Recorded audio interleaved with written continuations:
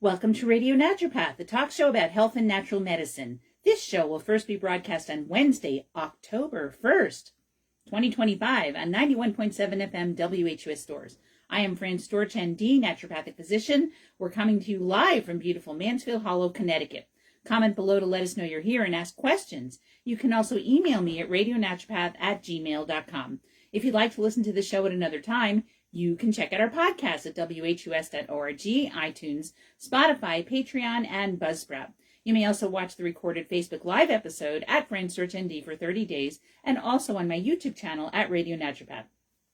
The views expressed on this program do not reflect the views of the staff, management, or licensee of this station. The information presented on this show should not be construed as medical advice or direction. If you're having a medical condition, please consult with your physician. All right. So, yes, I had a laminectomy. I did it. I had it on the previous Friday. And let's see. So today is how many days out? Today is this date. And so we are 6 days out.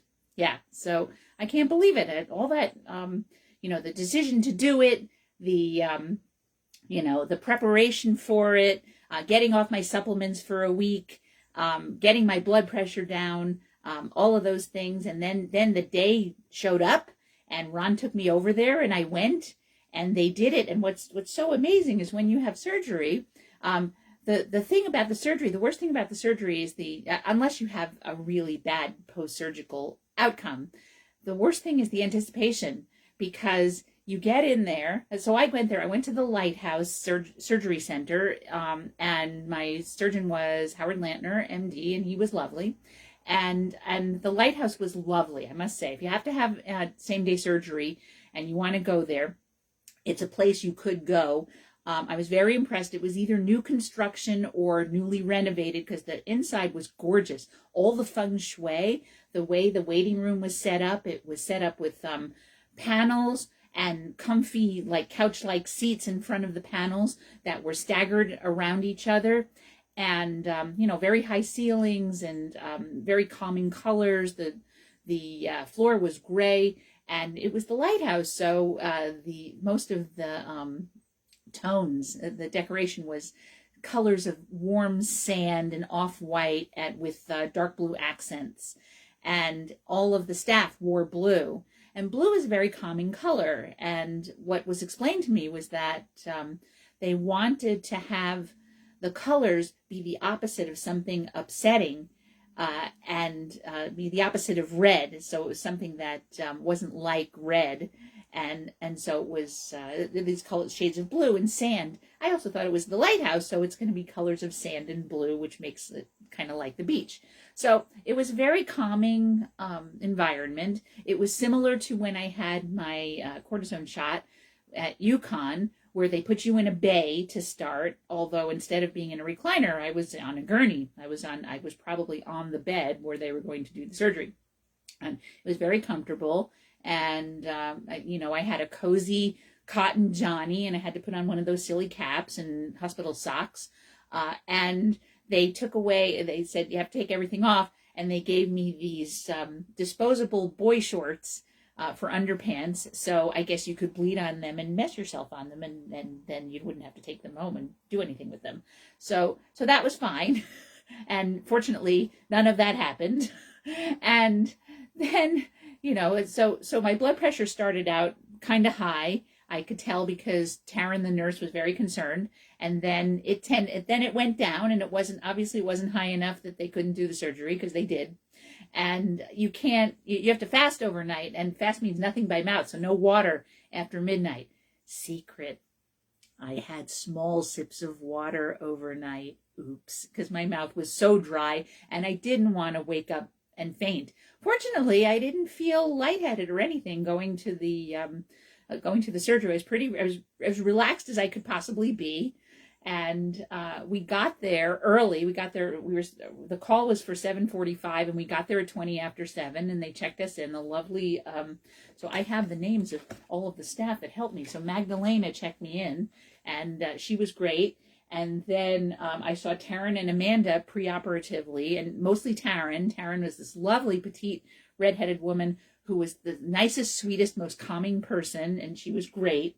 And Amanda, I saw Amanda a little bit, and she was just sort of overseeing what Taryn was doing. And then in the OR, I had Dawn, Brittany, and Jamie. And then post-op, poor Chrissy had to deal with me because I was a little loopy.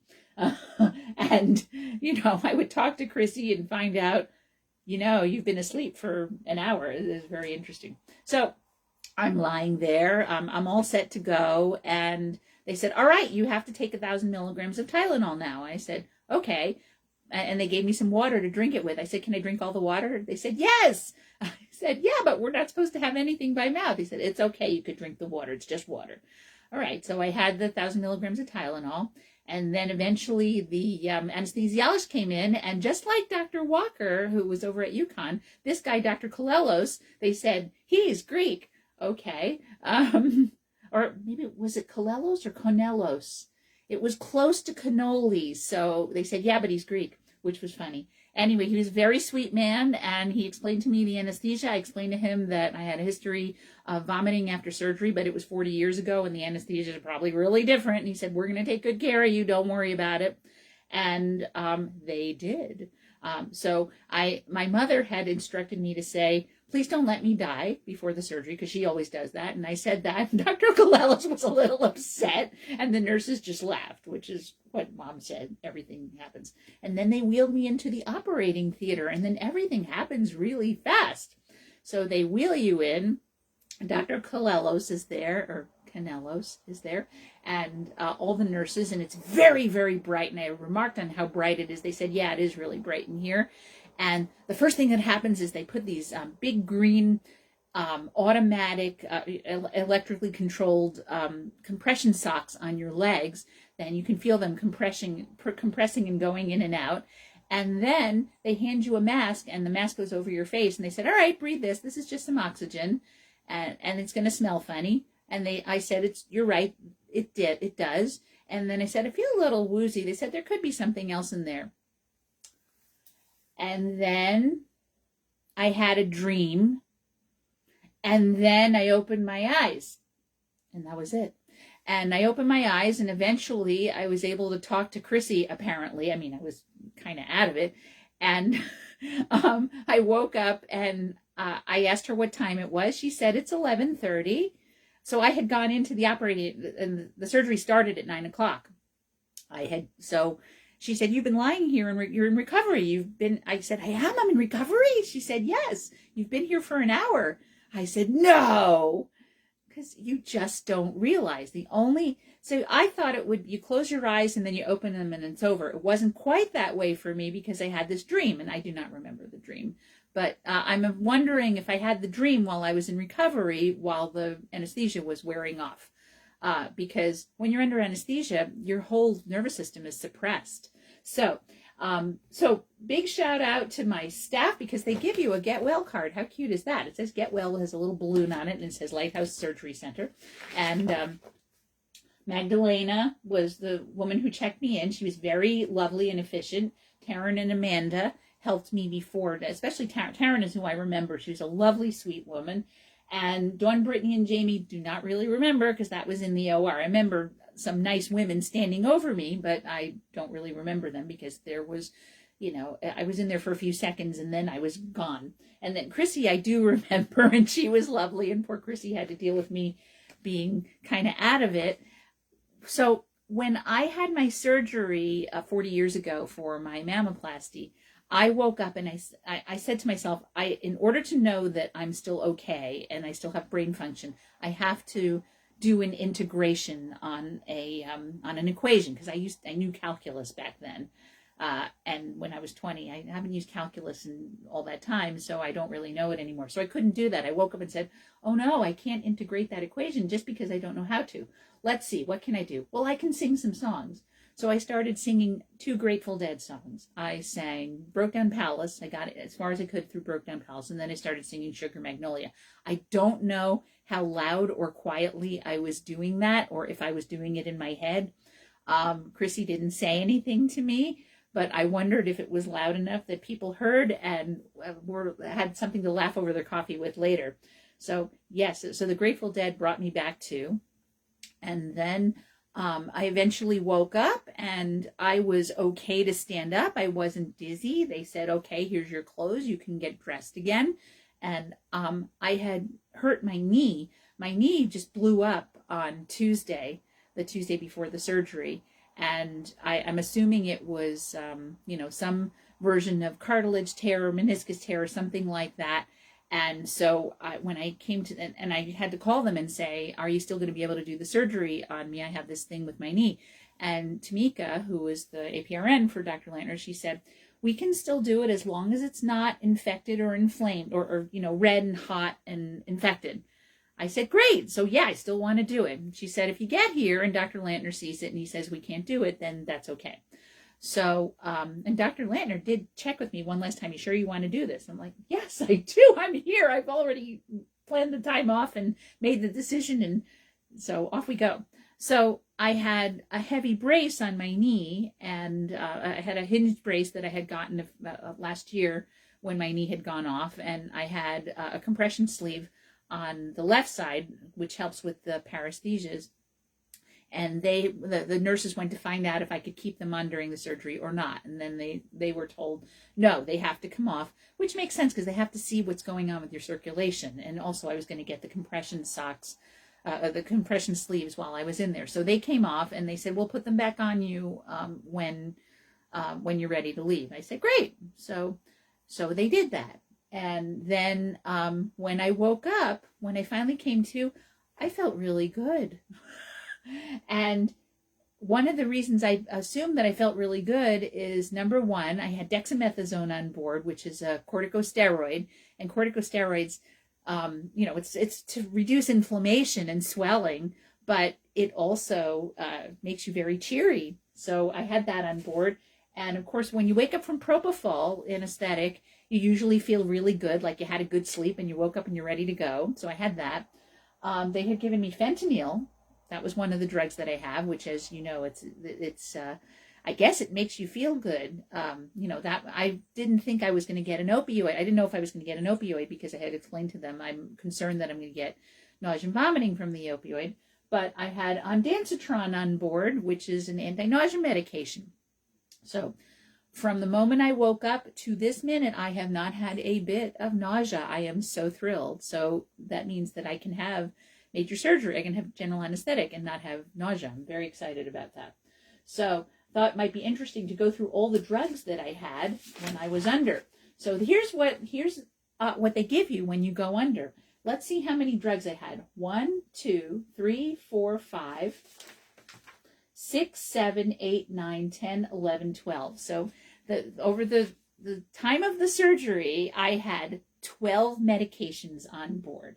All right, so let me see if I can do this by time. Well, of course, the acetaminophen was given to me. They were the two capsules that I swallowed. That happened at 8:15 in the morning, so that was well before the surgery. Surgery started at 9 o'clock. Looks like the earliest timing for anything that I got was at 9 o'clock. So one of the first things I got was fentanyl.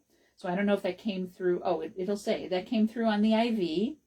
And so fentanyl, of course, is an opioid, and that puts you to sleep. That's one of the reasons they give it to you. And of course, it takes care of pain. And then I got propofol. Propofol is the classic anesthetic that's given now. And I got 3 doses of that, 9 o'clock, 9:07, and 9:10, varying doses. I got ondansetron. The ondansetron was given at 9:20. So that was 20 minutes after I got the fentanyl, and that came through on the IV. And ondansetron is, the brand name is generally known as Zofran, and that is an anti-nausea medication. And then all kinds of other stuff. So I'll just kind of run through them. I got orphanetrin, and I thought because it's ended in adrin that it had to do with, it was like epinephrine or, adrenaline, but it's not. Orphanetrin is a muscle relaxant. So I got that. I got lidocaine, of course, which is that's an anesthetic, and that came in right away. That came through on the IV. Oh, actually, this says injection solution. So no, that's not right. So the lidocaine was actually injected locally, and then because I also had bupivacaine, and that was also injected locally, and that bupivacaine is a nerve block. So anything that ends in cane isn't generally a local anesthetic, but it is an anesthetic in general. Other interesting things, I had cefazolin. Cefazolin is a cephalosporin antibiotic, so they put that on prophylactically. I had ketorolac, which is a powerful anti-inflammatory, and they give that to you. That happened at 10:19 when the surgery was about to be over, so that's probably something they give you for pain. So the ketorolac has always worked great on me for pain. Like when you go to the ER, they usually give you an intramuscular of ketorolac, so I had that on board. And then the other two drugs that were interesting that I haven't mentioned yet are rocuronium, and they give you that right away in the IV. Rocuronium is a neuromuscular junction inhibitor. So what that means is it blocks the neuromuscular junctions. It's probably an anticholinergic, and because acetylcholine controls your neuromuscular junction. So you have your nerves hit the ends of your muscles, and they innervate them. They make them so that they work. And they give you this rocuronium to paralyze you, basically, so you don't move. And so the muscles that they're going into don't move either. So they give you the rocuronium, and the rocuronium happened right at 9 o'clock. So they do that right away. And then at the end, they gave me Bridion, and Bridion is right before I woke up, right before they were absolutely done, because that happened at 10:28 a.m. So Bridion is Sugo, I think it's Sugomax or something like that. But anyway, Bridion undoes the activity of the rocuronium, and it's an anti-muscle relaxant. It undoes the activity of muscle relaxants. So they wake you up so that you can move again. And those are all the drugs I had. I had no idea that when you have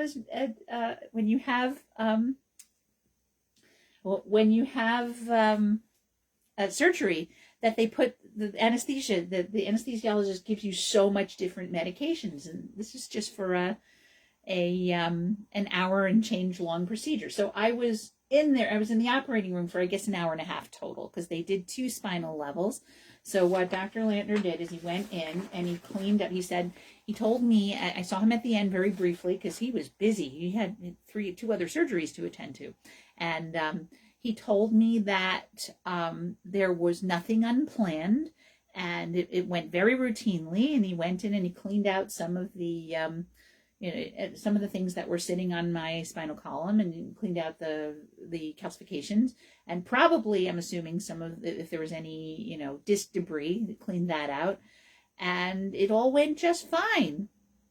And so that was kind of exciting. So when I woke up, I felt pretty good, and I said to Ron, and I was hungry and thirsty. I was not nauseous at all. They offered me crackers and ginger ale. I said, I had brought watermelon water and a protein shake. I said, I'll have that. The crackers are probably not gluten-free, right? And they said, yeah, but you don't have marked here that you have to avoid gluten. I'm like, that's true. I forgot to do that. But I didn't wind up having the crackers. But when I got myself dressed, I got in the car. I said, Ron, take me to Glastonbury. We went to Glastonbury, and I had a matcha latte, and we went to Dee's One Smart Cookie. And I went into Whole Foods, because by that time I had to go to the bathroom. I picked up a few things at Whole Foods.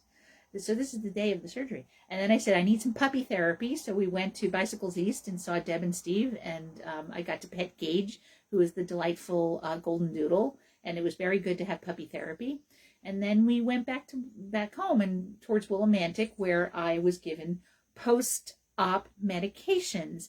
And what they prescribed for me, first of all, they said, take Tylenol. You can take Tylenol. So I've been taking Tylenol, acetaminophen, just plain acetaminophen.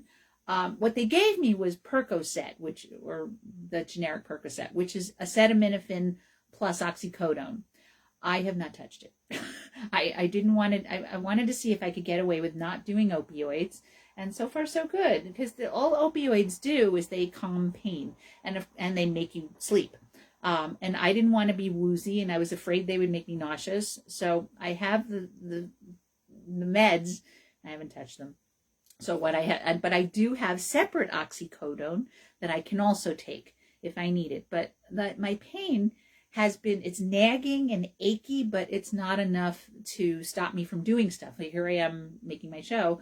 I'm pretty okay. I mean, I still have pain. If I had to see patients today, I wouldn't be happy doing that. I still need to rest in between stuff that I do. But they want you up and around and moving. I mean, not constantly, but up and around and moving some so you don't get blood clots. So that's been successful. And so that's why I'm doing light things. I thought making my show, it's almost a week after the surgery, so I thought it would be nice to make the show. So I'm doing that, and I have been to the office every day since a couple days after, so I can just do charts and accounting and stuff like that.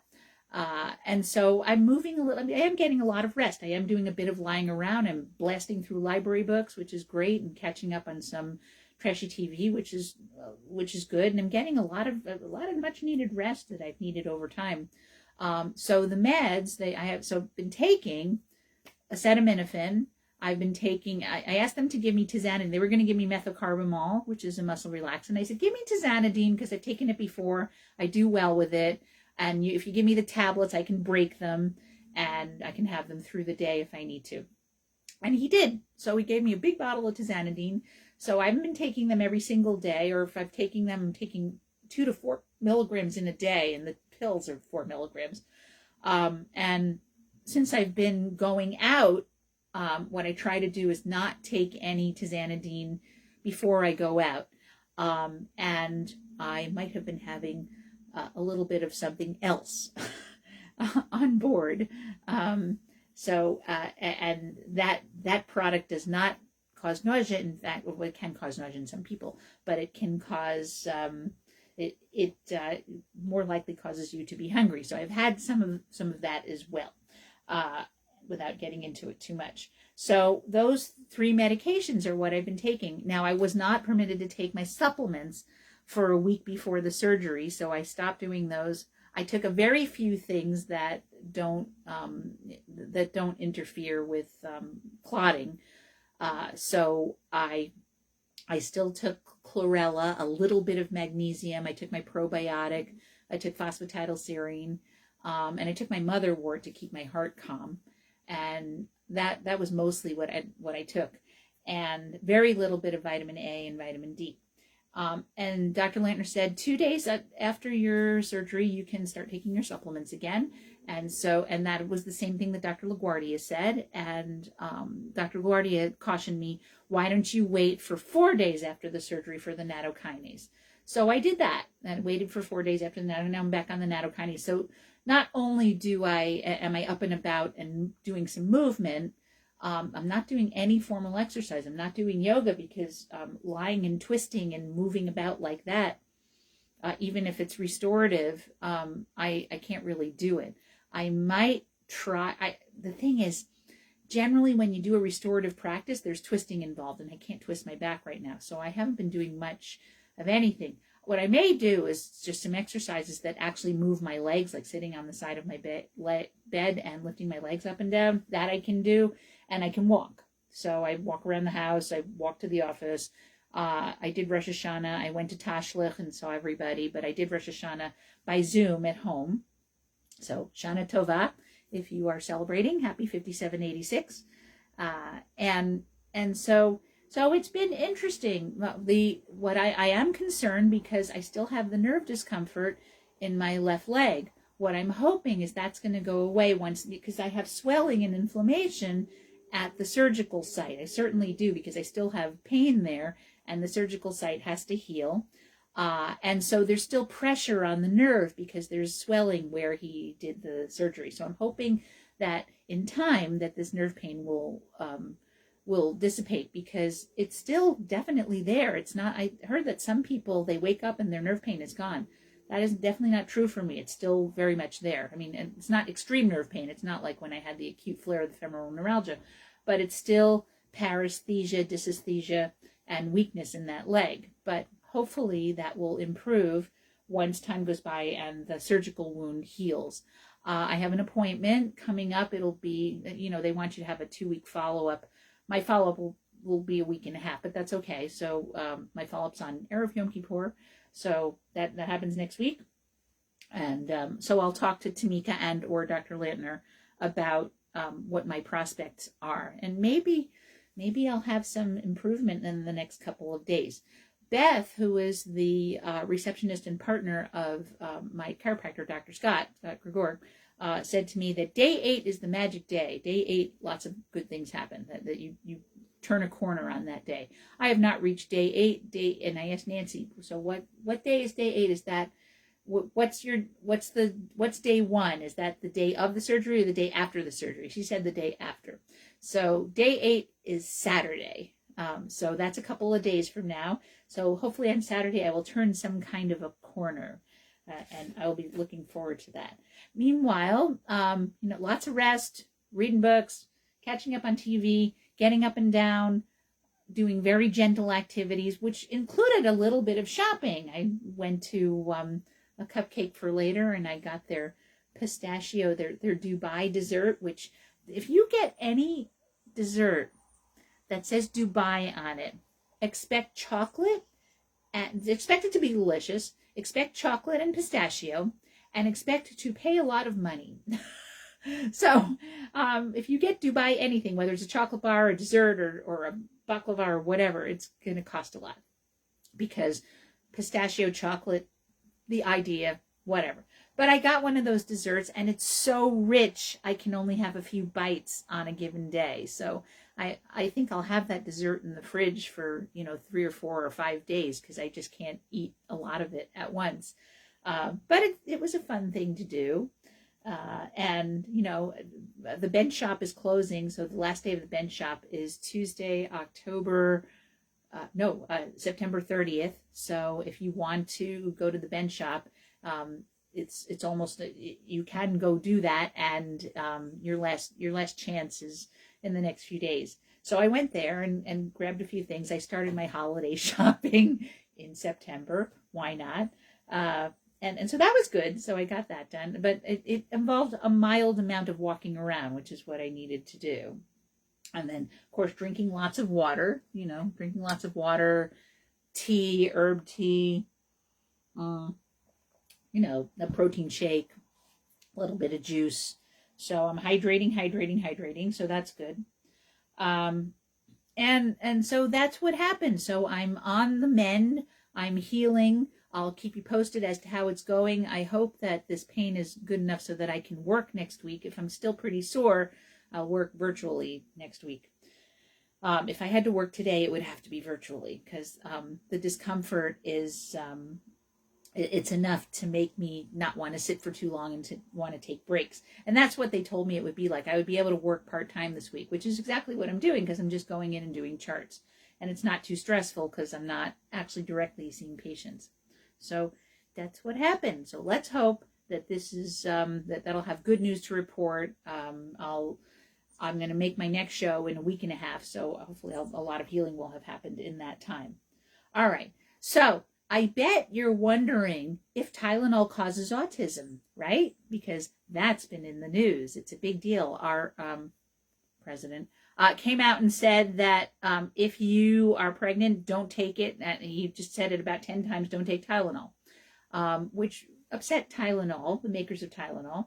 So I'm taking a lot of Tylenol right now, and because it is a pain reliever. I'm not supposed to take anti-inflammatories because you need a certain level of inflammation to have post-surgical healing. So I'm on, the only anti-inflammatories I'm on are natural. So I have fish oil on board. I have evening primrose oil. I have curcumin on board. I have a lot of antioxidants on board, and I have not been bleeding excessively. So that there was a little bit of blood on the dressing when I took it off. So I'm doing well as far as that goes. But when you're post-surgical, they don't have you take anti-inflammatories. They have you take things that are pain relieving. And cannabis is actually partially anti-inflammatory. So that's why I prefer to take that over opioids. Opioids are not anti-inflammatory. They just relieve pain and they knock you out. And I don't feel like I'm in enough pain to even need the opioids, because I can sit and relax and mostly be out of pain. It's when I change positions or I stand for a long time or walk for a long time, that's when I feel discomfort. But I can get out of it and I can sleep. I didn't sleep the first night between the dexamethasone, I think, and the trauma of the surgery, I really didn't sleep very well the first night. Thankfully, the second night, I did. I crashed out the second night before 9 o'clock, which was great. So I slept through the night, and I've been sleeping fine since then. So that's really good. Anyway, so you're probably wondering if Tylenol causes autism. So the deal is, one of the things that happens is, I think that my opinion is that I don't want to say anything terrible, but RFK Jr. is not super educated in terms of health. Like, he's not a physician. He doesn't have a good scientific background. He has kind of an elevated lay background in scientific stuff and natural medicine. So the thing is, they're trying to find a magic bullet that will cure autism, and I don't think it works like that. So my understanding of autism spectrum disorders is, now, if you have an autism spectrum disorder, you are more likely to have methylation defects. So you might have a change in your MTHFR gene, methyl tetrahydrofolate reductase, so that it makes it so that you don't convert your folic acid to activated folic acid as easily. So remember, one of the things that they're throwing around is this idea of taking leucovorin. Leucovorin is another name for folinic acid, or L5-MTHF. It's methylated folic acid. And I will give that to patients in the spectrum if I think they need it and might benefit from it. And if I find out they have a methylation defect, then I will certainly offer it to them. And, you know, the doses vary. You can give a very low dose. You can give 500 micrograms a day, and you can give 1,000 micrograms a day, and you can give 15 milligrams in a day. And I don't know if that's a good idea. I mean, I think I would prefer to balance my methylators to help with that. Anyway, so the point is that they're thinking that if you are pregnant and you take Tylenol, you're going to cause autism in your child. It's not a causation of autism, as far as I understand. That autism is a way of being. Autism is genetic, basically. And when you talk about autism, it's not one thing. It's a spectrum of disorders, and people present very differently in terms of how they express their autism. And attention deficit disorder is in the autism spectrum. So people can be very functional in the world, and they can be minimally functional in the world, and they can be anything in between. So when a person in the spectrum comes in to see me, I look at them like I look at anybody else. I treat the whole person. I find out what's going on with that person, and we work with what's going on with them specifically. Like, do they need help with methylation? Do they need low-dose lithium? Do they need methylators? Do they need support for their digestion? Are they eating a good diet? Are they not eating a good diet? So you have to figure out what's going on with that person and what the person's goals are, and you can't just treat them like they're a cookie cutter, because people come in on the spectrum with all different presentations. So what's the idea that acetaminophen can lead to autism? Well, one of the ideas is that when you take acetaminophen, it's very hard. It's hard on your liver. It can cause liver damage. That's why I'm taking less than 4,000 milligrams a day. In fact, I'm mostly taking probably 15. I'm taking a little over 2,000 milligrams a day, and that's it. And that's all I seem to need. So if you keep it under 4,000, you're okay. And then as my pain gets better, I'm going to wean off it. I'm going to stop taking it mostly. And if you take some of the other things, you don't have to take as much acetaminophen. Anyway, so the thing is that acetaminophen, when it breaks down, it taxes the glutathione system in your liver. So glutathione, there are metabolites of acetaminophen that get broken when you break down the acetaminophen in your body by your liver. It gets broken down into a metabolite that your glutathione goes after. And glutathione is a great detoxifier. And so glutathione will detoxify. It's a great detoxifier and antioxidant. So if there are toxins going on in your body from your everyday metabolism, from stuff you breathe in from the environment, from stuff you eat, you need your glutathione as one of the things to help manage that. So you have less glutathione function if you're taking Tylenol. And if that's going on and your gestating fetus has genetics for autism, and then they're exposed to more environmental toxins, then there's a chance they're more likely to have genetic expression that leads to the symptoms of autism. So taking Tylenol is not going to be a cause of autism, but it could be a factor, just like anything else you do. Any other medications that you take could be a factor. Anything you've been exposed to, anything that you eat, if it causes inflammation, any inflammatory event that you have can potentially make you more likely to bring on the genes that cause an inflammatory condition and bring on the genes that cause what presents as autism. So to say that Tylenol is the smoking gun and that's it is ridiculous. I mean, and the other thing is, if you have a fever, because they get concerned about fevers in women who are pregnant, if you're feverish and you have a gestating baby on board, it can be harmful to the baby. So if you take Tylenol, Tylenol helps reduce fevers. So that's one of the reasons that they give it, for pain and fever. If you take it once or twice during your pregnancy, it's probably not going to do anything. Also, if you are eating a really good diet, if you're eating a diet that's high in sulfur-bearing compounds, so say you're eating a lot of cruciferous vegetables, fruits and vegetables, nuts and seeds, clean protein, and and you're just eating in general a healthy diet, then you're going to produce enough glutathione to offset any Tylenol that you took. Now, if you're taking a lot of Tylenol every single day, that's probably not a good idea. That probably can lead to more problems because it is taxing to the liver, and you could have less glutathione function, which could then lead to more toxins and metabolites being around that could lead to, it's not that it's causing autism. It's not this then that. The thing that causes the autism is the person is genetically predisposed, and it's not one gene, it's a bunch of stuff, and then some of the genes get flipped on when they experience oxidative stress. And how do you experience oxidative stress? By taking in environmental toxins, by having inflammation, by having metabolites in your body that lead to inflammation and disordered gene expression. But that's what's going on. It's basically the gene expression. If the gene expression comes out a certain way, you can present as ADHD or with autism. And so could Tylenol be a factor in that? Yes, but so could a lot of things. And if you have Tylenol once or twice in your pregnancy, it's probably not going to do anything, especially if you're eating a clean diet.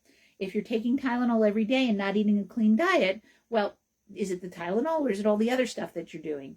So obviously, if you are pregnant and you are concerned about whether you can take Tylenol or not, because you might want to at some point, the best thing to do is to talk to your caregiver, whoever is taking care of your gestational care. So your midwife, your lay midwife, your certified nurse midwife, your obstetrician, gynecologist, whoever is taking care of you. Talk to them about what's going on in your specific case.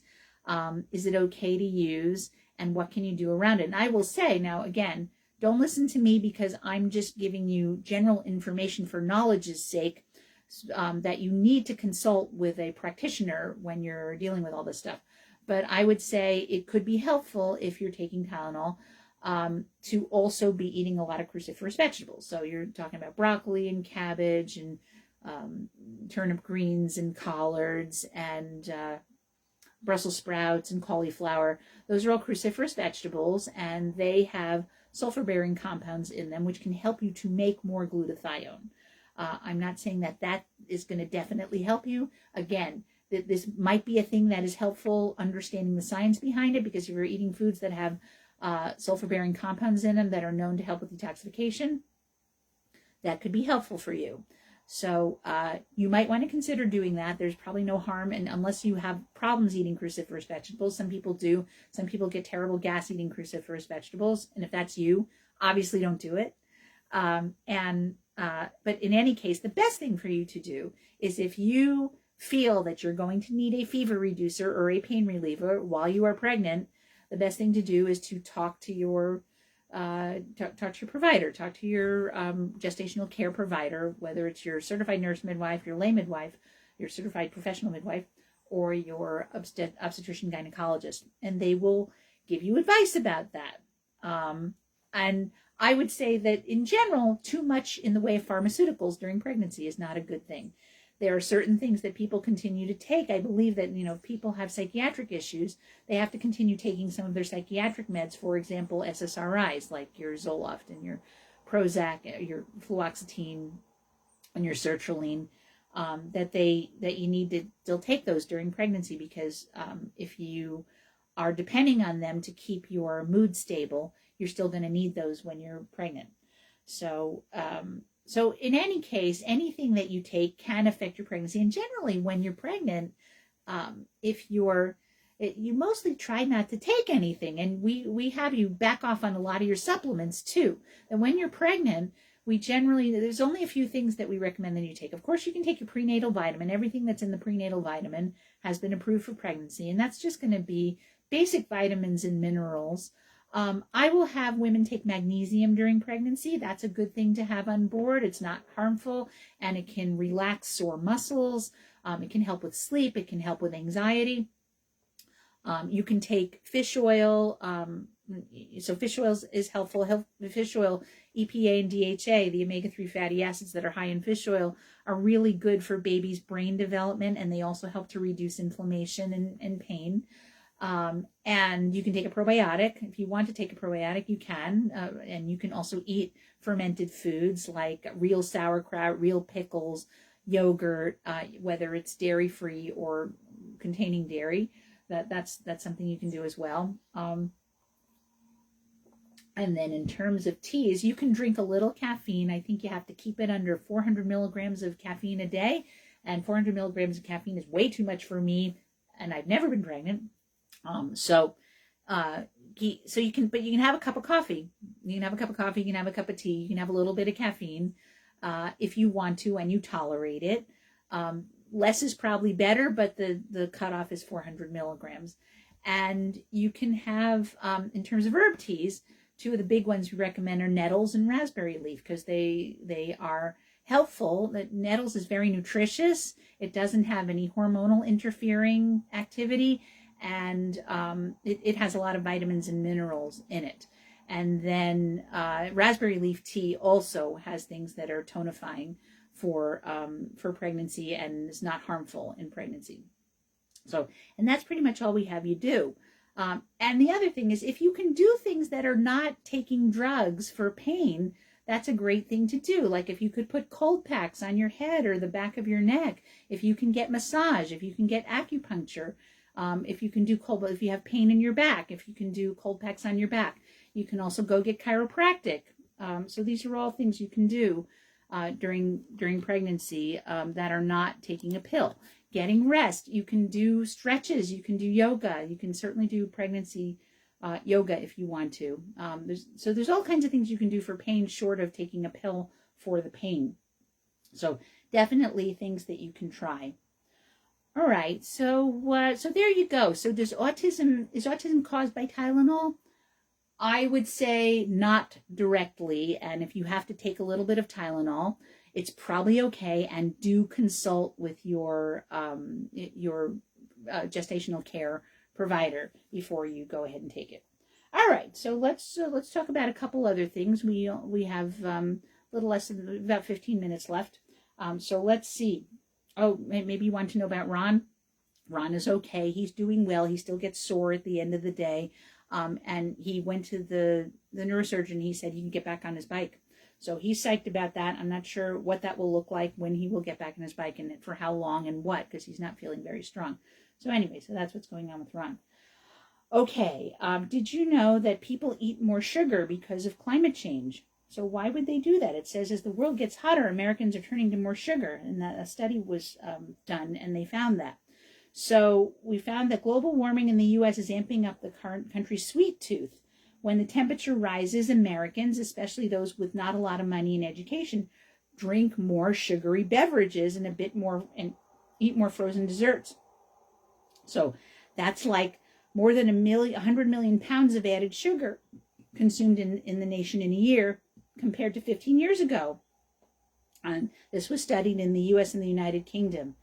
When the temperatures go between 54 and 86 degrees Fahrenheit, which is 12 and 30 degrees Celsius, the amount of sugar the average American consumes goes up by about 0.4 grams per degree Fahrenheit, that's 0.7 grams per degree Celsius a day, based on researchers' tracking of weather conditions and consumer purchases. At 54 degrees, the amount of added sugar for the average American is a little more than 2 grams, and at 86 degrees, it's 15 grams. Wow! So what goes on there? Beyond that, appetites lessen and added sugar falls off. So beyond 86 degrees, you lose your appetite because it's too hot to eat. And so the added sugar falls off. Climate change is shaping what you eat and how you eat, and that might have a bad effect on your health, said one of the study's co-authors. People tend to take in more sweetened beverages as the temperatures get higher. Obviously, under a warming climate, that would cause you to drink or take in more sugar, and that's going to be a severe problem when it comes to health. And if you have a little sugar every day, it tends to add up. The daily difference from higher temperatures don't amount to even a single candy bar for the average person, but it does add up over time and can have a big effect. And so Dr. Lustig, who studied this at the University of California, says that among poorer Americans, one added can of sugary soft drink a day increases diabetes risk by 29%, and temperature-related thirst plays part in America's obesity epidemic, because we tend to drink, soda. So soda and those sweet beverages from the cafe. So to chart the impact on sugar consumption, researchers compared it to the American Heart Association recommendations. You're supposed to limit your daily intake to 36 grams for men and 25 for women. The team then compared wind, precipitation, and humidity records to detailed purchase records of 40 to 60,000 American households from 2004 to 2019, not using any data after the pandemic hit, because the pandemic just messed things up. People ate a lot more of all kinds of things during the pandemic. Then they looked at the nutritional information of the items bought, and that allowed them to eliminate other factors to make a causal link and come up with a calculation for how much extra sugar is consumed per person per degree. So Dr. Hay said she started thinking about the study when she noticed that people in the U.S. tend to grab sugary soda when they're thirsty. From a perspective of nutrition science or environmental science, that could be a problem. The daily difference from higher temperatures doesn't amount to even a single candy bar. I'm repeating this. So the U.S.'s average annual temperature has gone up about 2.2 degrees since 1895. To chart the impact on sugar consumption, they compared it to the American Heart Association recommendations. So men tend to consume more sugary soft drinks, and that the amount of added sugar consumed during hot weather was several times higher for low and very low income families. And people who work outside drank more sugary drinks than those who work indoors. And the same went for families where the head of the household was less educated. White people have the highest added sugar effect, while Asians showed no significant change to added sugar in the heat. Sugary drinks are marketed and priced in a way to attract the poor, that was shown in the study. And many disadvantaged communities, the water tastes funny because of chemicals. Poor people are also less likely to have air conditioning and are more likely to work outside and need more hydration. It should concern us that the rate of the impact is larger in households where people make less money or are less educated. These groups tend to have lower baseline health status, so this is an area where climate-related change appears to magnify existing health inequalities. So the amount of sugar consumed is likely to soar in the future with more warming, but University of Washington health and climate scientist Christy Eby, who wasn't part of the research, says as temperatures increase with human-caused climate change, there will be other issues of more importance than a small increase in sugary beverages. So you tend to eat more, you tend to consume more sugar as the temperature goes up, which is very interesting. So I think people tend to be out and about more. It talks about how people are working outside and they get very hot. And let's face it, if you are a person who likes bubbly drinks are refreshing, and they're especially refreshing if you're very hot. So So you might be more likely to drink something fizzy, and fizzy things that you tend to get are going to be full of sugar. And the other thing you might tend to get is one of those drinks at the cafe that's on the sweet side, great big iced drink, and it might have a lot of calories in it. And the other thing you're more likely to do when it's hot out is go get ice cream. And people love to get their ice cream, and people tend not to get as much ice cream the lower the temperatures. I mean, I don't feel like eating ice cream when it's really cold out. Ron always does, which is interesting because he tends to be cold, but he will eat ice cream any time of year. It's funny. And I tend to get less interested in it the colder it is out. And so it's interesting. So if you're getting hot, try to think about, and you need to hydrate, and you don't want to just drink plain water, then get fizzy water. See if you can develop a taste for fizzy water, water that has no calories. It might have some flavoring in it or not, and you can get flavored fizzy water, and you can get fizzy water that has a splash of fruit juice in it, and you can also get fizzy water and put your own stuff in it. You can put your own fruit or herbs or anything that you like to make it taste interesting. Another thing you can do is you can get a machine that you can have in your home, and you can have your own good quality water, and you can add carbonation to it. And you can add carbonation to any beverage. So I really like fizzy, and I also like iced tea. So if I were to mix seltzer and homemade iced tea, then the fizziness tends to get diluted. But if I had that machine that puts the carbonation in, I can make the iced tea as I like, and then I can add the carbonation to it, and now I have fizzy iced tea.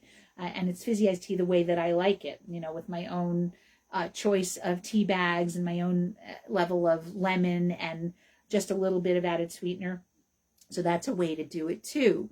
And there's certainly lots of lower calorie ways to make homemade drinks. You can make lattes at home and have just a little bit of milk and lots of cinnamon and just a little bit of sweetener, and it's going to be a lot less sweet than something that you got at the cafe.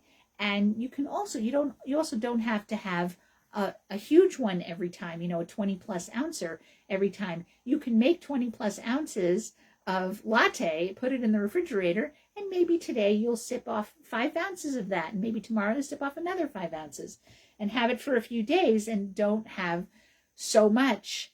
That's one of the ways to do it. When you make stuff at home, you tend to make smaller portions. Or if you make a big portion, you can save it in the refrigerator and just have it over a couple of days. I do that anyway. If I get a big green tea latte at a cafe, I generally don't finish it, and it goes in the fridge, and then I sip the rest of it over a couple of days. Same with bubble tea. Any drink that I get out, I tend to do that. Not alcoholic drinks. And I don't get a lot of those.